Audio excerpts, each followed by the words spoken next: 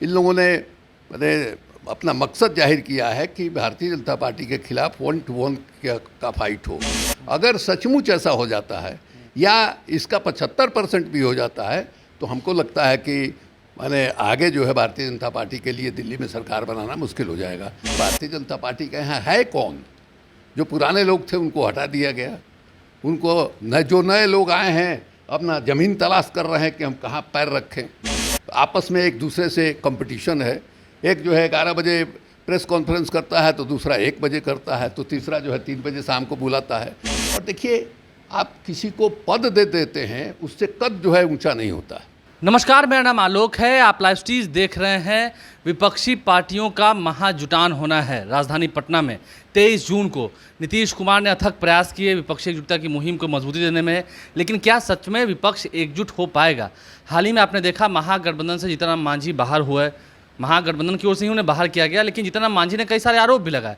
हमारे साथ आरजेडी के वरिष्ठ नेता राष्ट्रीय उपाध्यक्ष शिवानंद तिवारी मौजूद हैं। आपने एक वक्त में कहा था कि महागठबंधन को, यानी कि तमाम जितनी विपक्षी पार्टियां हैं, गैर भाजपाई दल हैं, उन्हें साथ आना ही होगा। आपको लगता है कि ये प्रयास सफल हो रहा है? नहीं, अभी तो 23 तारीख को बैठक होने वाली है। उस बैठक का नतीजा क्या निकलता है ये देखने की ज़रूरत है। और उम्मीद पर ही दुनिया चलती है। पहले ही मान लिया जाए बैठक के पहले मान लिया जाए कि नहीं साहब बैठक सफल होने वाला नहीं है, ऐसा तो चलता नहीं है। बीजेपी तो करिए कि आएंगे तो मोदी। भारतीय जनता पार्टी तो कहेगी ही ना भाई, क्योंकि विपक्ष की एकता जो है उसी को मैंने हराने के लिए है। तो वो कैसे कहेगी कि नहीं साहब बहुत सफल होगा, बहुत बढ़िया होगा। इसलिए वो क्या कह रहे हैं ये महत्वपूर्ण नहीं है।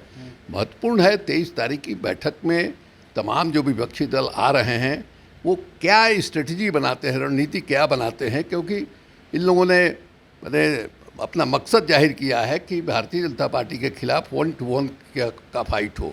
अगर सचमुच ऐसा हो जाता है या इसका 75% भी हो जाता है तो हमको लगता है कि माने आगे जो है भारतीय जनता पार्टी के लिए दिल्ली में सरकार बनाना मुश्किल हो जाएगा। क्योंकि कभी भी उनको 40% वोट भी नहीं आया है। तो ऐसी स्थिति में अगर बड़ी गलबंदी हो जाती है। 2019 में कहते हैं कि उससे ज़्यादा ही आया था। 2019 में तो कहते हैं कि उससे ज़्यादा आया था, 40%। ना कहीं नहीं। तो इसमें देखने की क्या बात है, तो इंटरनेट पर है सारा फिगर जो है, इलेक्शन कमीशन का फिगर जो है वो सबके सामने है। इसलिए कभी उनको 40% वोट नहीं आया है। तो ऐसे में स्वाभाविक है कि गोलबंदी अगर होती है, वोट का बिखराव जो है रोका जाता है, तो ऐसी हालत में कैसे सरकार बना पाएंगे? अच्छा, जिस तरह से जीतन राम मांझी अलग हो गए, मतलब मांझी जी को बाहर कर दिया गया, वो कहते रहे कि हमें विलय करने को जोड़ दिया गया जेडीयू में। देखिए भाई, तो सब आ ही गया। उन्होंने क्या कहा, नीतीश कुमार ने क्या कहा, ये तो सामने बात आ गई है। तो इसमें कहीं से कोई संदेह नहीं है कि महागठबंधन को झटका लगेगा ना। क्या झटका लगेगा? महागठबंधन में झटका लगने का कहाँ सवाल है। इसके पहले जो चुनाव हुआ था 2015 में, उसमें भी जीतन राम मांझी जो है एनडीए की तरफ थे। मैंने क्या नाम है, लोक दल जो है क्या इनका उपेंद्र कुशवाहा का, ये भी उधर ही था। लोजपा उधर ही था। उसके बावजूद 48% से मैंने 43 या 44% वोट जो है मैंने महागठबंधन को आया था, और 34% के लगभग वोट जो आया था एनडीए को। तो इन सब लोगों के रहने के बावजूद जो है ये स्थिति थी। इसलिए देखिए, बिहार में भारतीय जनता पार्टी का कोई मजबूत आधार नहीं है। मजबूत आधार रहता तो 47 सीट जो है नीतीश कुमार को तो पिछले लोकसभा चुनाव में मिला था, इनको 77 मिला था। क्यों बनाया उन्होंने? इसलिए कि मजबूरी है। मैंने भारतीय जनता पार्टी का जनाधार जो है, आप 2015 याद कीजिए चुनाव, उसमें अमित शाह और प्रधानमंत्री जी नरेंद्र मोदी जी गली गली का खाक उन लोगों ने छाना। लेकिन क्या नतीजा निकला ये साफ दिखाई दे रहा है। उस समय उन्होंने क्या क्या आरोप लगाया था नीतीश कुमार पर, इसको भी याद कीजिए। और उसके बाद उन्हीं नीतीश कुमार के साथ मिलकर के उन्होंने सरकार बनाया। इसलिए इसका कोई मतलब नहीं है। भारतीय जनता पार्टी के यहाँ है कौन? जो पुराने लोग थे उनको हटा दिया गया, उनको जो नए लोग आए हैं अपना ज़मीन तलाश कर रहे हैं कि हम कहाँ पैर रखें। आपस में एक दूसरे से कंपटीशन है। एक जो है 11 बजे प्रेस कॉन्फ्रेंस करता है तो दूसरा 1 बजे करता है, तो तीसरा जो है 3 बजे शाम को बुलाता है। तो आपस में ही उन लोगों के बीच में इतना मारामारी और कंपटीशन है।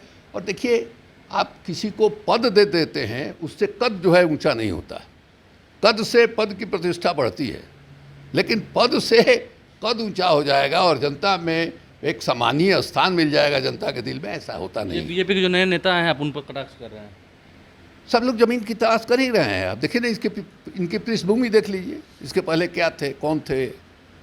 इसलिए हम इनकी आलोचना नहीं कर रहे हैं। देखिए धीरे धीरे अपने आप को लोग बिल्डअप करने की कोशिश कर रहे हैं, हमारी सहानुभूति है, लेकिन अचानक एक दिन में कोई बनता नहीं है। हम जो है अपना ही देखते हैं, हम लोग लड़ते लड़ते 56 बरस की उम्र में पहली दफ़ा हम असेंबली में पहुँचे, तो बहुत आसानी से माने जनता जो है आप पर भरोसा और विश्वास नहीं करती है। आपको अपने को प्रमाणित करना पड़ता है समाज में, उसके बाद उस समाज में आपको उचित स्थान जो है मिलता है। तो अभी तो लोग जगह की तलाश कर रहे हैं। जगह की तलाश में है। बीजेपी के जो नए नेता हैं उन पर शिवानंद तिवारी ने क्या कहा है। वहीं जीतन राम मांझी के अलग होने से झटका क्या लगा महागठबंधन को? पहले भी 2015 में लोग साथी थे, क्या हो गया था? और अब भी सब जब एक साथ आ रहे हैं, अगर सब 1 to 1 हो गया, यानी कि एक के खिलाफ एक को चुनाव लड़वा दिया गया, तो फिर नतीजे जो हैं वो बेहतर होंगे, ये शिवानंद तिवारी का मानना है। आपने सुना है क्या कुछ कहा है। हमारे चैनल को सब्सक्राइब कर लें, साथ साथ फेसबुक पेज भी लाइक करें। धन्यवाद।